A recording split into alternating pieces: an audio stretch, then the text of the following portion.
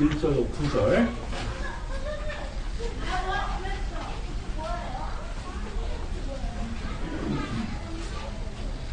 하나님의 말씀이 들어갑니다. 이틀이 지나면 유월절과 무교절이라. 대제사장들과 서기관들이 예수를 흉계로 잡아 죽일 방도를 구하며 이르되 밀란이 날까 하노니 명절에는 하지 말자 하더라. 예수께서 배단이 나병 환자 시몬의 집에서 식사하실 때 한 여자가 매우 값진 향유 곧 순정한 나드한 옥합을 가지고 와서 그 옥합을 깨뜨려 예수의 머리에 부으니 어떤 사람들이 화를 내어 서로 말하되 어째 이 향유를 허비하는가? 이 향유를 300데나리온 이상에 팔아 가난한 자들에게 줄 수 있었겠도다 하며 그 여자를 책망하는지라. 예수께서 이르시되 가만두라. 너희가 어찌하여 그를 괴롭게 하느냐? 내가 네게 좋은 일을 하였느니라. 가난한 자들은 항상 너희와 함께 있으니 아무 때라도 원하는 대로 도울 수 있거니와 나는 너희와 항상 함께 있지 아니하리라. 그는 힘을 다하여 내 몸에 향유를 부어 내 장례를 미리 준비하였느니라. 내가 진실로 너에게 이르노니 온 천하에 어디서든지 복음이 전파되는 곳에는 이 여자가 행한 일도 말하여 그를 기억하리라 하십니다. 예수님에게 일어나고 있는 일 가운데 우연은 없습니다. 예수님에게 일어나고 있는 모든 일들은 하나님이 계획한 대로 이루어지고 있습니다. 그러니 더더욱 예수 그리스도께서 십자가 못 박여 죽는 이 사건도 우연히 있을 수 없습니다. 하나님의 계획 아래에서 예수 그리스도는 십자가에서 죽습니다. 사도 베드로가 예수님의 십자가의 사건을 이렇게 말씀합니다. 여러분들이 주보를 갖고 있으면 사도행전 9절 하나 적어놨는데 그가 하나님께서 정하신 뜻과 미리 아신 대로 내준 바 되었거늘 너희가 법 없는 자들의 손을 빌려 못 박아 죽였으니. 이 구절을 통해서 사도 베드로는 예수 그리스도의 십자가의 사건이 하나님이 정하신 뜻, 하나님의 계획 아래에 있었다라고 말씀합니다. 사도 바울은 때가 참에 하나님께서 아들을 보내셨다라고 말씀합니다. 때가 참에 하나님의 때가 이르렀기 때문에 하나님이 계획했던 그 때가 왔기 때문에 하나님은 아들을 보내셨다라고 말씀합니다.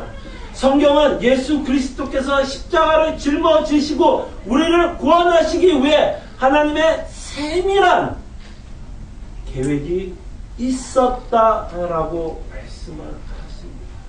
그리고 마가는 그 세밀한 계획이 하나님이 시작한 그 일은 반드시 이루어질 것을 우리 눈으로 확인시켜 주려고 합니다. 하나님의 계획은 반드시 이루어진다라는 것을 마가는 저희들에게 보여줍니다. 여러분 한번 생각해 보세요. 너무 신기하지 않으세요? 정말 이 모든 일들이 하나님의 뜻대로 이루어지는 건 예수님의 생애를 보세요.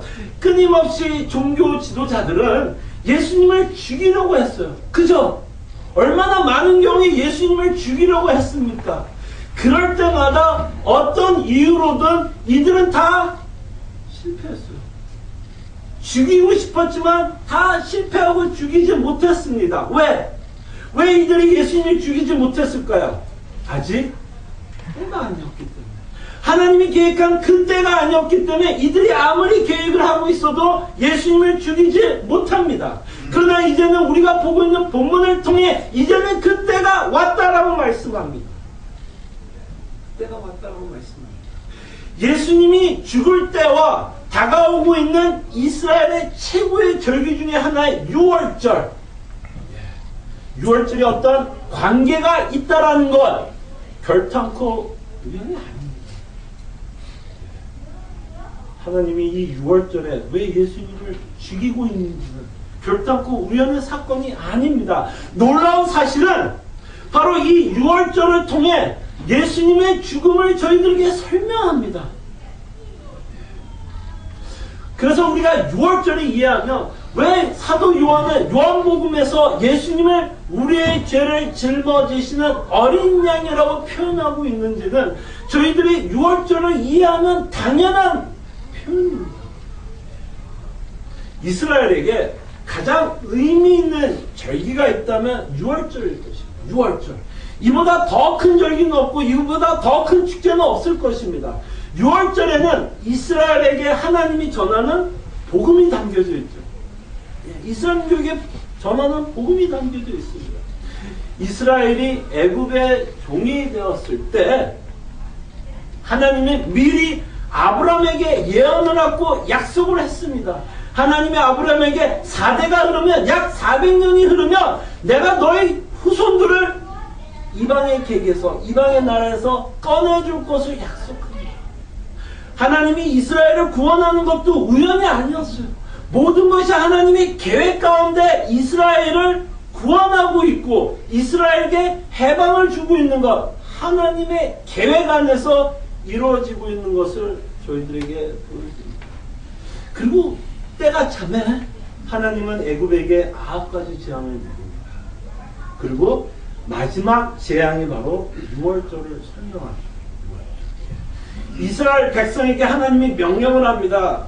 하나님이 이스라엘 백성에게 흠이 없는 1년 된 수컷 양을 잡으라고 말씀을 해요. 그리고 그 양의 피를 그 양을 죽여 피를 뭐하라 그래요? 문설주와 안방에 바르라고 말씀합니다. 그리고 그날 저녁에 여호와께서 친히 애굽을 심판하고 있는 것을 보게 되고 하나님이 심판하고 있을 때 두루두루 다니고 있을 때 이 양의 피 문설주에 바르고 있는 집은 하나님께서 넘어갔다라고 말씀합니다. 유월했다라는 것이죠. 영어로 하면 더 표현이 잘 되는 것 같아요. pass over.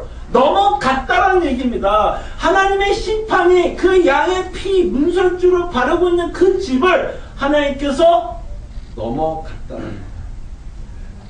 바로 이 사건을 갖고 하나님은 이스라엘 백성에게 뭐 하라고 그러냐면 기념하라고 얘기합니다. 기념하라. 이 유월절을 기념하라. 왜 기념하라고 말씀합니까? 즉 여호와께서 이 양의 피를 바른 집을 넘어사 자신들의 집을 구원했다는 것을 하나님께서는 이스라엘 당대 이스라엘뿐만 아니라 그의 자손들에게 끊임없이 이 이야기를 해줄 것을 당부합니다. 기념하라고 얘기합니다.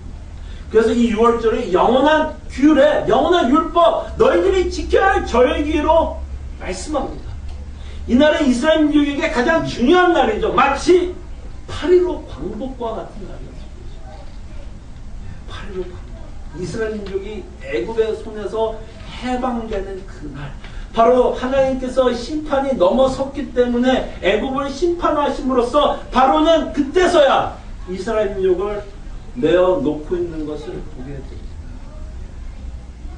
바로 예수님이 곧 죽을 날이 바로 이 유월절에 이루어지고 있다는 것 우연이라고 볼 수 없고 하나님께서 이스라엘 민족에게 그렇게 당부했던 영원한 규례를 삼고 기념하라고 하는 그 메시지가 이제는 진정 어떤 의미를 갖고 있는지 오늘 이 본문을 통해서 저희들에게 밝혀집니다.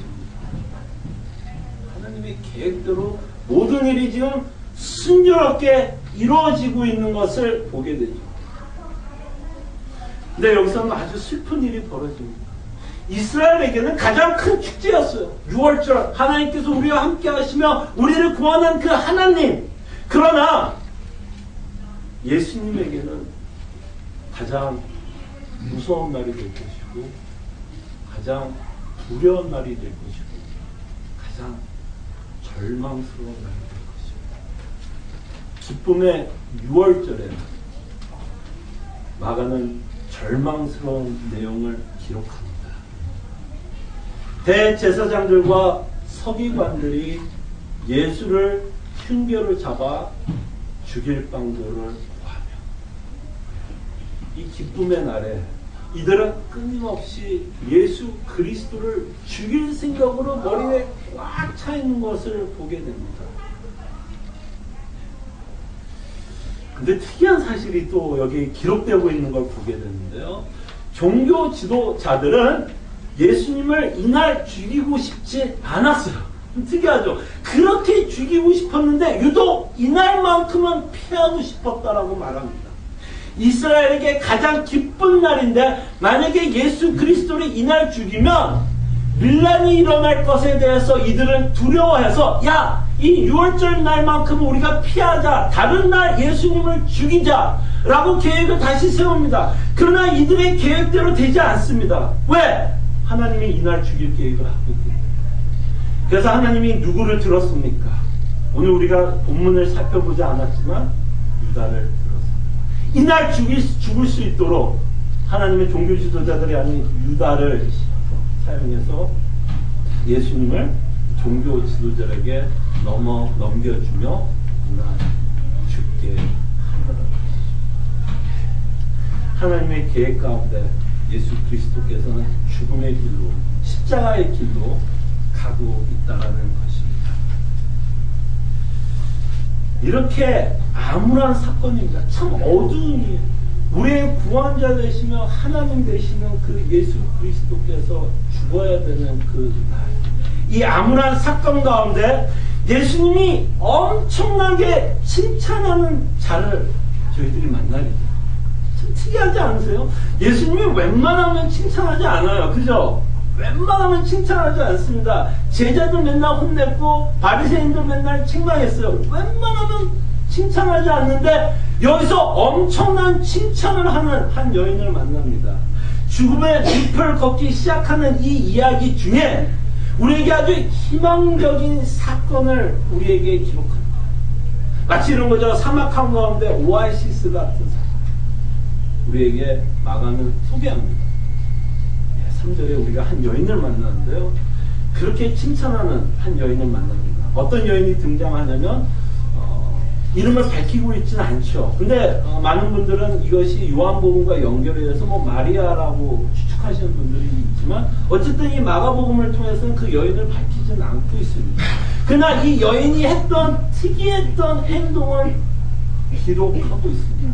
이 자가 어떤 행동을 했냐면 이 여인이 어떤 행동을 했냐면 매우 값진 향유 곧 순전한 나다한 옥합을 가지고 와서 그 옥합을 깨트려 예수의 머리에 부었다라고 얘기해요.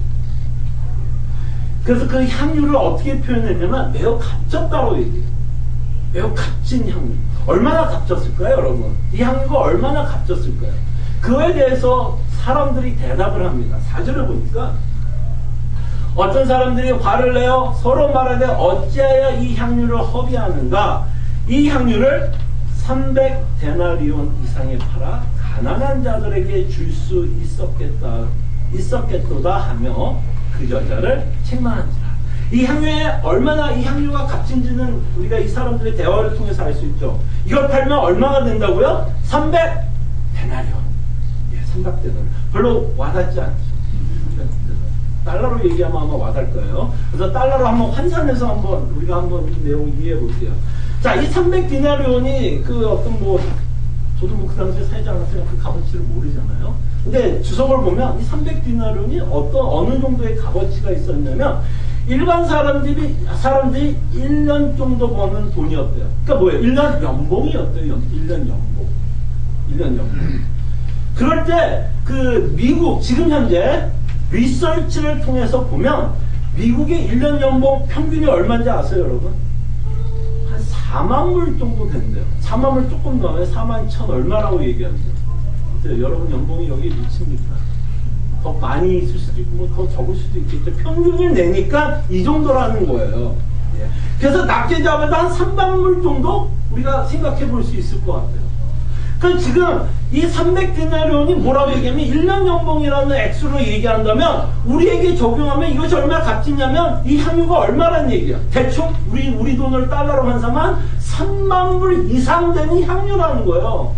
가히 말도 안 되는 액수였죠. 얼마나 이것이 값졌는지 알겠죠. 그러니까 이렇게 값진 것을 그냥 아무 이유 없이 예수님께 뿌리니까 거기 모였던 사람들이 웅성웅성 될 수밖에 없죠.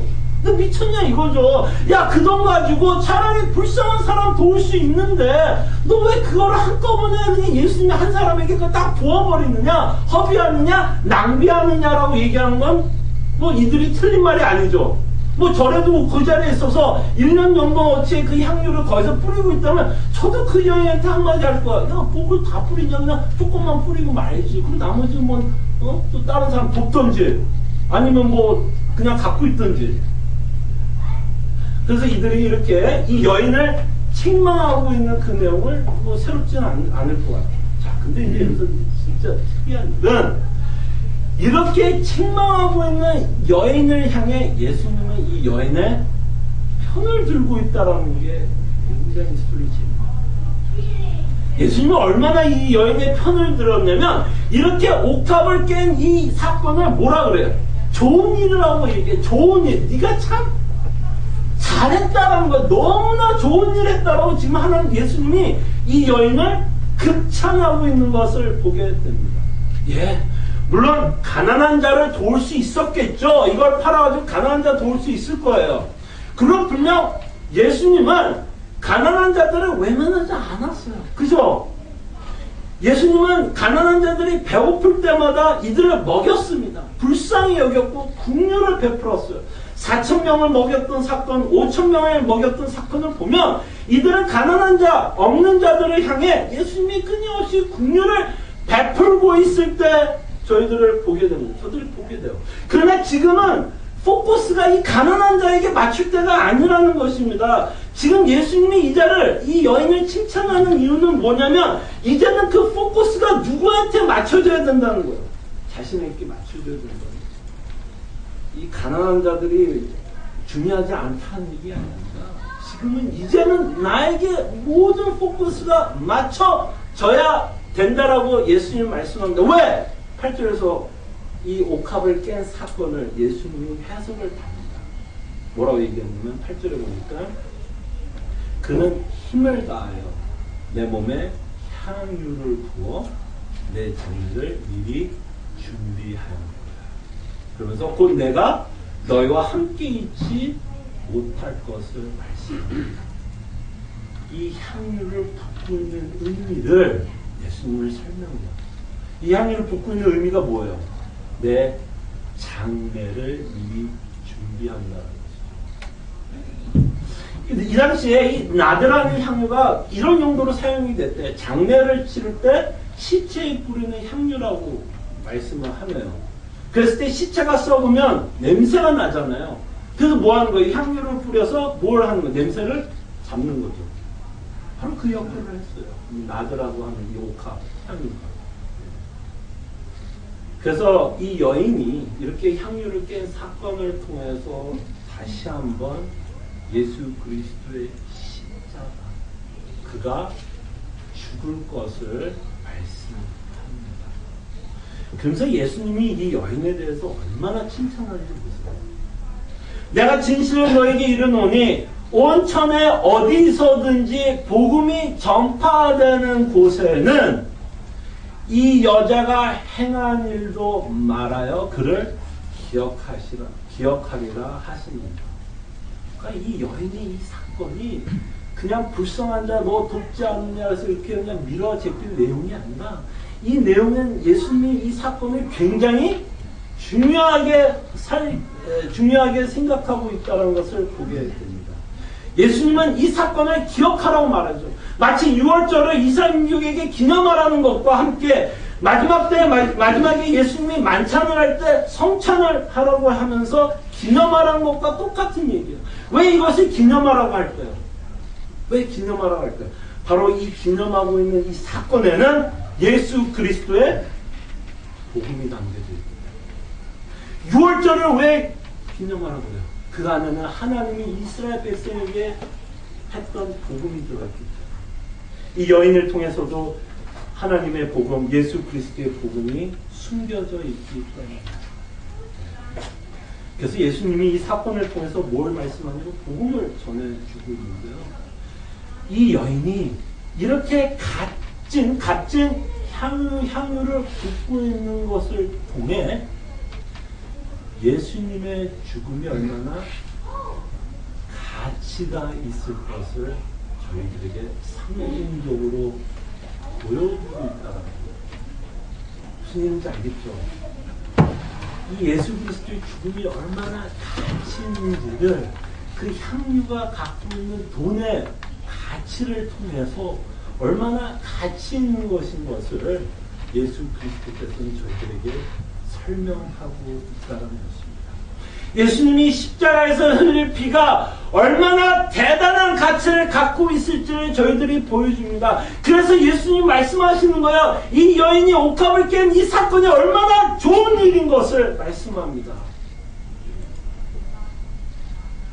유월절을 통해서 우리가 본 것처럼 이 유월절을 통해서 양을 뿌려진 그 집에 심판이 넘어간 것처럼 이 예수 그리스도께서 피를 흘리시며 그 피를 바른 모든 하나님의 백성에게는 하나님의 심판이 넘어갈 것을, 패스오버할 것을 이 향유를 붓고 있는 이 여인의 사건을 통해서 저희들에게 말씀합니다.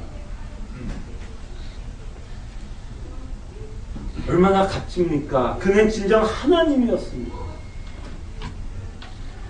그의 가치를 우리가 상상이나 할 수 있을까요?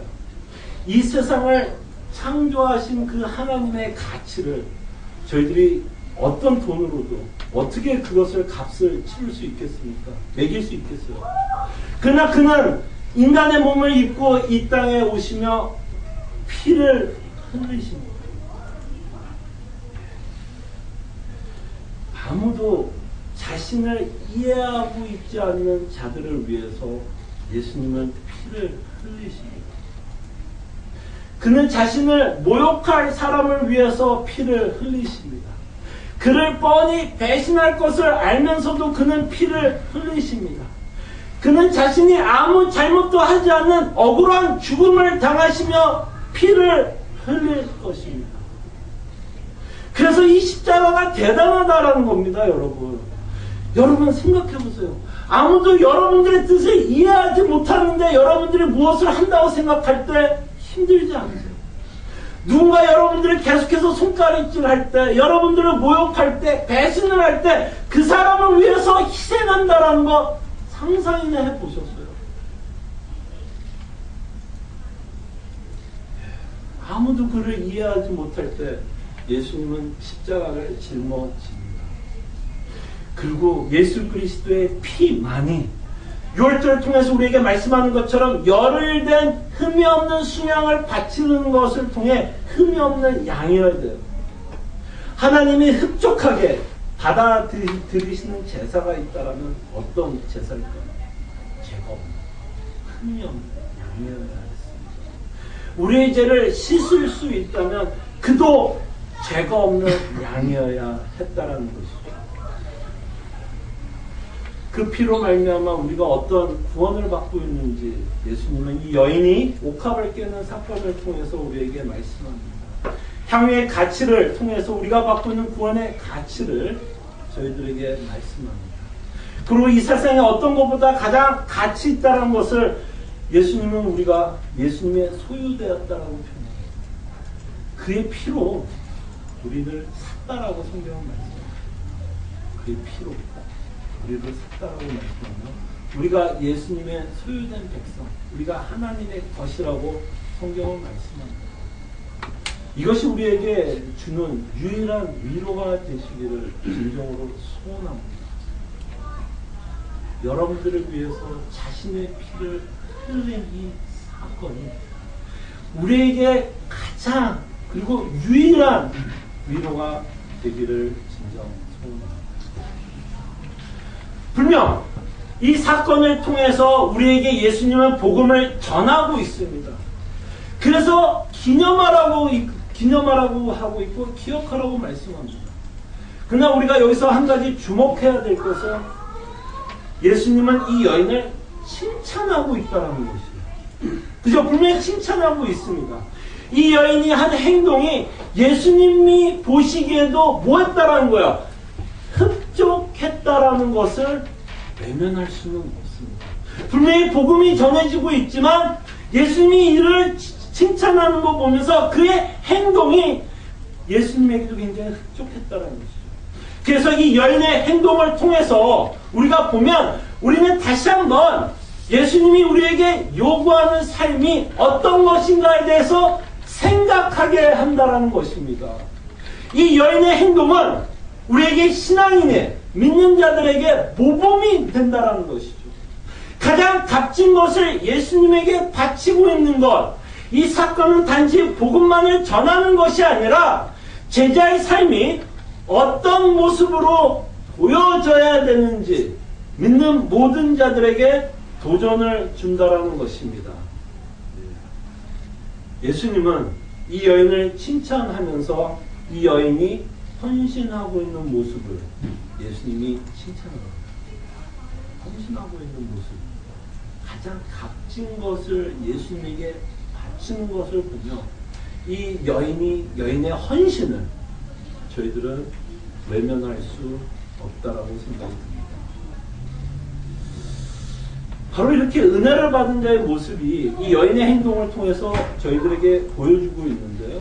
저희들이 계속해서 사도행전을 통해서 공부하는 것처럼 하나님의 은혜를 받은 자들, 예수 그리스도의 죽으심과 부활을 믿는 자들의 삶 가운데서는 어떤 모습이 나타나게 되는 걸 보게 되면 헌신하고 있는 걸 보게 됩니다. 영어로 하면 devoted.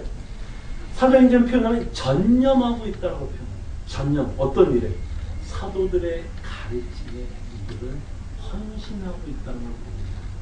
정말 예수 그리스도의 복음을 알기 위해서 부단히 애를 쓰고 있는 것을 저희들이 보게 됩니다.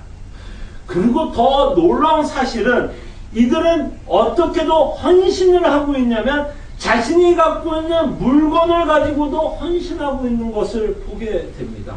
사도행전 4장, 5장을 통해서 우리가 공부한 것처럼 이들은 자신들이 갖고 있는 값진 물건을 팔아서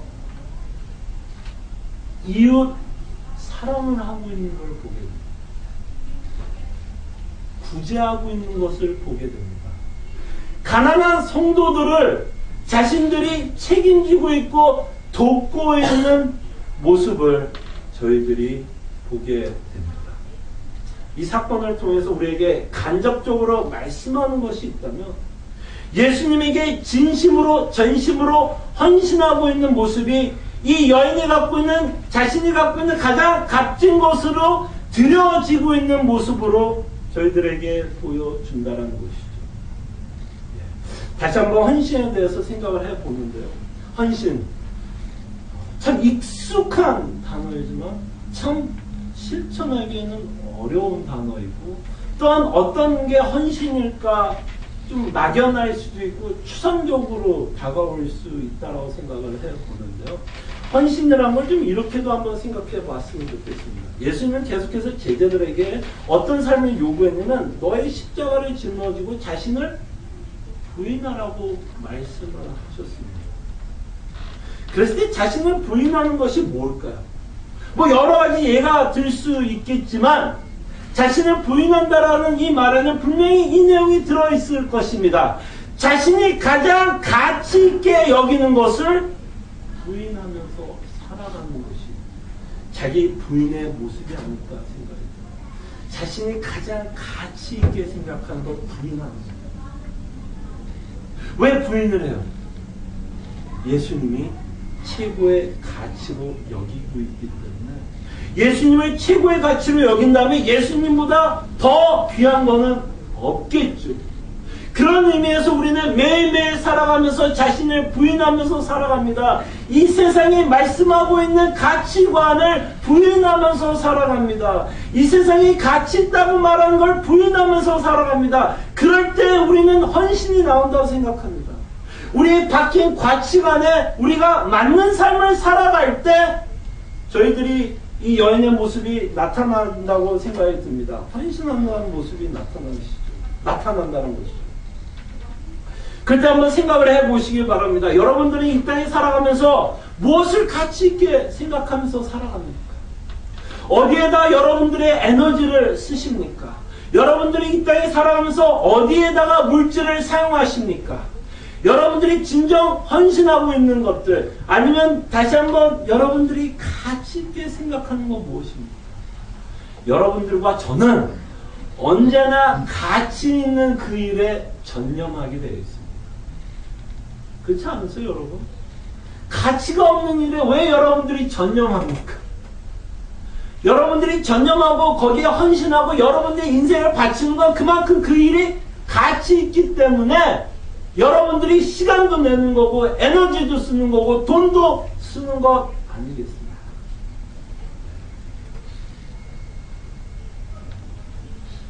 바로 이 여인은 자신을 부인하고 있는 모습, 이 세상의 가치관을 부인하고 있는 모습을 저희들에게 보여준다라고 생각이 듭니다. 우리는 오늘 이 본문을 통해서 놀라셨으면 좋겠습니다. 하나님은 자신이 가장 아끼는 것을 죽일 계획을 갖고 있었다. 창세 전부터 내 아들을 죽일 것을 계획하고 있었다. 이걸 상상해보면 놀랍지 않으세요? 창세 전부터 내가 그렇게 아끼는 아들을 죽일 거라고 계획하고 있는 하나님, 그리고 그 일을 지금 이루고 있는 그 하나님의 열심, 변개치 않는 그 하나님, 한 번도 마음이 변하지 않는 그 하나님, 아까워하지 않고 아쉬워해서 야 이 아들을 줄까 말까 갈등하지 않고 있는 하나님, 끊임없이 자신의 가장 귀한 아들을 주겠다고 계획하고 있는 그 하나님, 그리고 그 계획에 순종하고 있는 그 아들. 놀랍지 않으세요? 지금 죽겠다는 얘기입니다. 그것도 누구를 위해서? 자기에게 침을 뱉을 그 사람, 자기를 죽일 그 사람, 자기의 뜻을 하나도 이해하지 못하는 그 사람들을 위해 그는 지금 죽음의 길을 걷고 있다. 정말 놀라운 사건을 저희들이 지금 접하고 있다라고 생각이 듭니다. 하나님의 계획으로 예수님의 유월절을 맞이하게 됩니다. 그리고 이 유월절은 예수님의 유월절이 될 것입니다. 예수님의 죽음이 될 것입니다. 예수님이 흔없는 양이 될 것이고 백성의 죄를 구원할, 죄를 짊어지고 갈 어린 양이 될 것입니다. 모든 사람들이 예수님을 배신하고 죽이려고 할 때 우리는 이 한 여인을 통해 다시 한번 우리에게 복음이 전해지고 있는 것을 보게 되고, 이 여인이 가장 값진 옥합 향유를 바치고 있는 것을 통해 다시 한번 믿는 자들이 헌신하면서 살아가야 되는 모습 또한 이 여인을 통해서 저희들이 함께 보게 됩니다. 이 시간 함께 기도했습니다. 주님이 얼마나 신실하신 하나님인 것을 보시기를 바랍니다. 자신이 계획했던 일 반드시 이루옵니다. 이것을 통해 우리에게도 하나님은 말씀하십니다. 우연은 없습니다. 믿는 자들에게 벌어진 우연은 없습니다. 하나님의 손아귀에 있다는 거 여러분 기억해 주시기 바랍니다. 누구도 우리를 예수 그리스도의 손에서 앗아갈 자가 없다는 것을 기억해 주시기 바랍니다. 그래서 그 계획 안에서 예수 그리스도께서 십자가에서 죽고 있는 것을 보게 되며 이 구원의 사건을 통해서 우리는 언제나 놀랐으면 좋겠고요. 언제나 기뻐할 수 있으면 좋겠고요. 그리고 마지막으로 이 십자가의 은혜를 맛본 자들, 정말 어떻게 하는 것이 주님께 헌신하는 것인가, 어떻게 하는 것이 자기를 부인하는 삶일 것을 우리는 함께 고민하며 하나님께 기도합니다. 함께 기도하죠.